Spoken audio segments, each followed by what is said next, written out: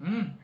Campus ప్లేస్‌మెంట్‌లోనే job కొట్టావు. కానీ customer service డొమైన్‌లో and an overall of 3 years of work experience. Coding ఓన్‌గా నేర్చుకున్నావు. రియల్ టైమ్ ప్రాజెక్ట్స్ బిల్డ్ చేసావు. టీఎస్ఏ రౌండ్ డీఎస్ఏ రౌండ్ కూడా బానే క్లియర్ చేసావు. Yes sir. But still we cannot hire someone from a customer service domain. You're not selected. What? But hello Guru.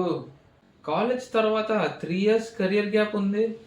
DSA round కూడా just pass అయ్యావు. Projects కూడా ఏమీ లేవు.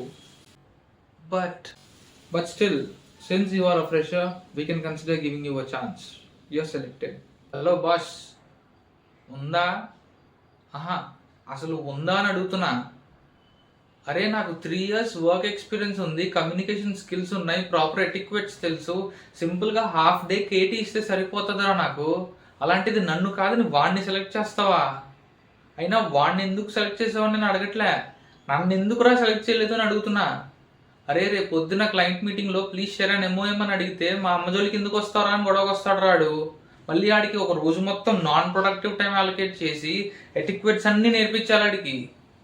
పోనీ ఆడికి ఇచ్చే ఫ్రెషర్ శాలరీ ఆడితో పాటు నాకు ఇచ్చి నన్ను సెలెక్ట్ చేసుకోండిరా, నేను కూడా జాయిన్ అవుతా. హలో. ఓ, ఇదంతా మైండ్ వాయిసా? Okay mister interviewer, this non coding to coding air bubble that you are in, it will burst. For sure it will burst.